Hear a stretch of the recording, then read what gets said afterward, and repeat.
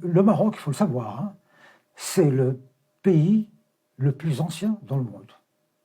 Le Maroc existe depuis 12 siècles. Alors, la France existe depuis 1000 ans. Voilà, donc il existait dans la forme actuelle, hein, donc sultan. Donc c'est un vieil État.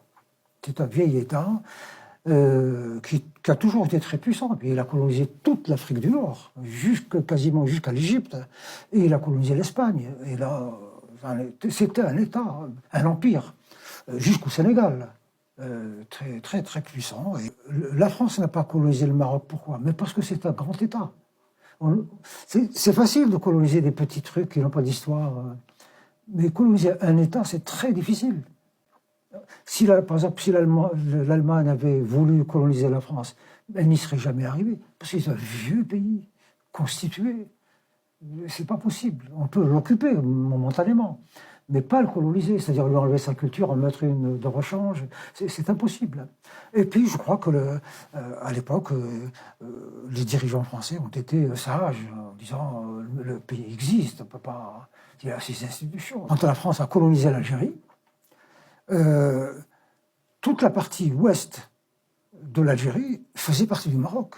Tlemcen, Oran, et même jusqu'à Mascara et tout ça, toute cette région faisait partie du royaume.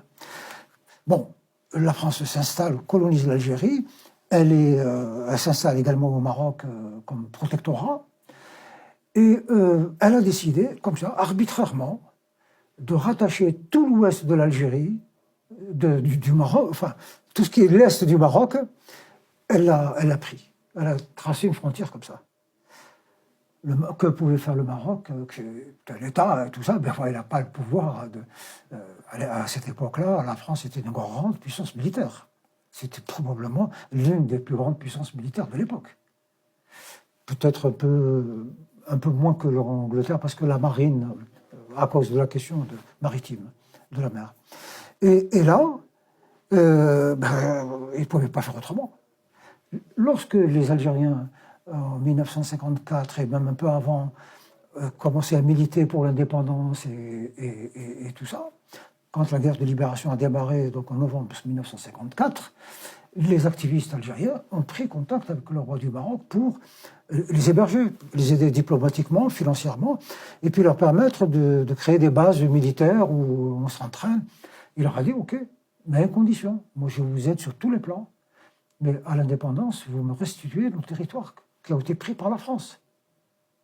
Et les Algériens ont dit, OK, l'indépendance arrive.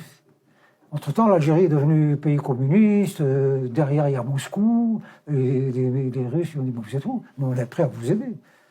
Le Maroc s'est rallié à la France et aux Américains, c'est un pro-américain, c'est votre ennemi. Et donc du coup, nous sommes en 1962, au moment de l'indépendance. Que fait le Maroc?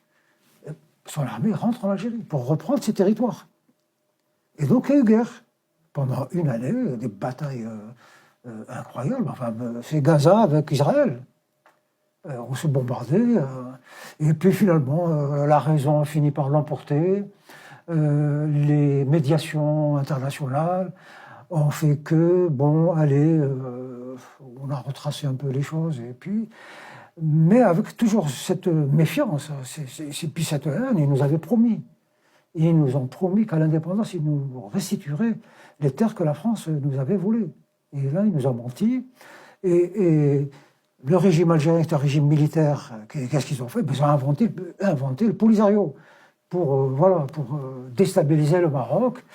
Et puis parce que l'Algérie voulait un système communiste. Et puis elle voulait surtout pas que les Algériens disent peut-être que si on faisait comme le Maroc, ce serait mieux. Ils sont plus libres, il y a le tourisme, les choses se passent un peu mieux.